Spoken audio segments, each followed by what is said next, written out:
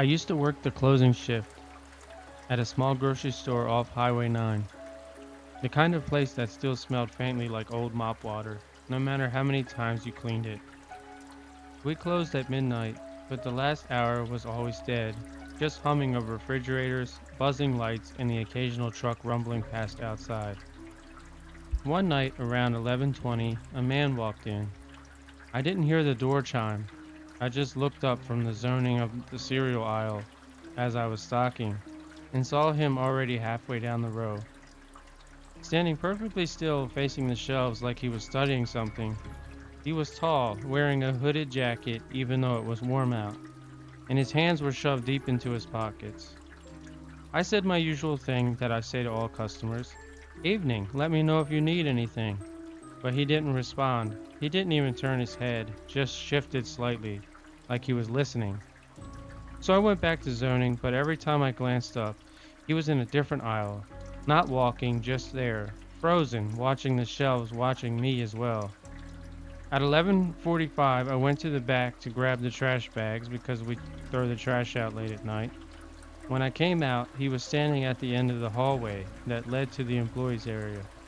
No footsteps, no sound, just standing there, head tilted like he was trying to hear someone or something.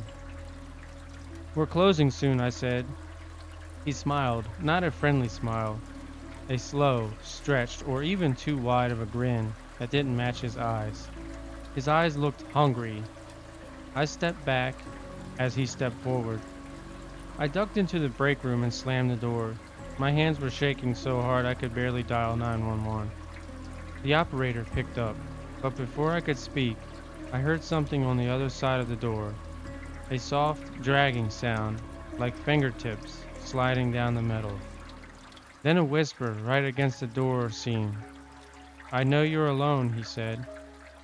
The police arrived in 4 minutes. He was gone in three. They checked the cameras. Every aisle, every angle, he was never there. Not a single frame, like he knew where every camera was. But the door chime recorded once at 11:19 p.m. and again at 11:48 p.m. when no one left. Whoever you were, I hope we don't meet again.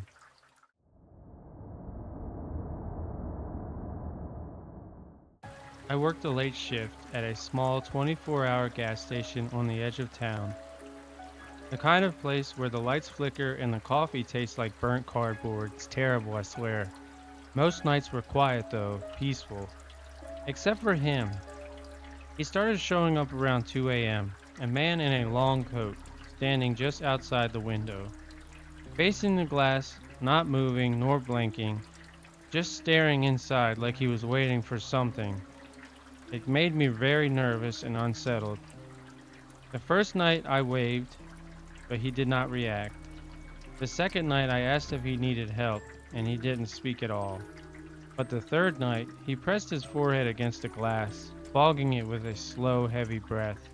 His eyes were wide, unblinking. They were fixed on me, like I was the only thing in his world, the only thing in his eyes. I immediately took caution and called the police. They came, but of course, he was gone already.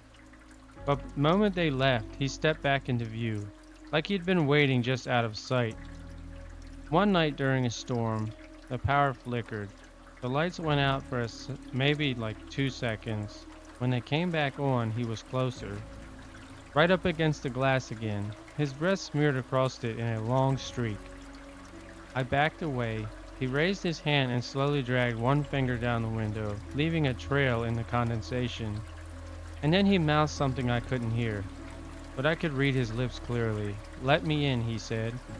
I hit the emergency lock button. I was not playing with him. He smiled. The storm knocked the power out again. Longer this time, maybe 10 seconds. When the lights returned, he wasn't at the window anymore. He had vanished again. And then he reappeared at the door. It was weird. He started pulling and jerking, trying to force his way in. I hid behind the counter and called 911 again.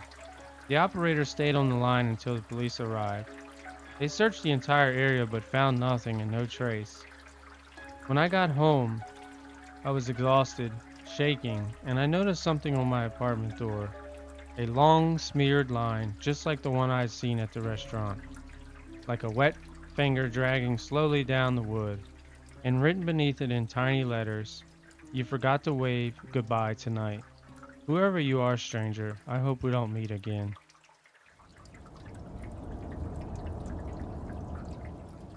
I met her on a dating app. Her name was Mara. She had a warm smile, a soft voice, and this calm, almost hypnotic way of speaking. We agreed to meet at a quiet cafe downtown.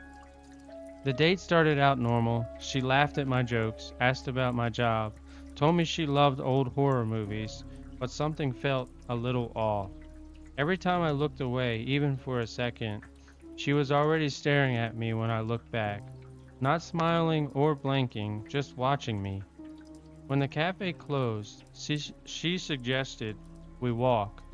I didn't want to be rude, so I agreed.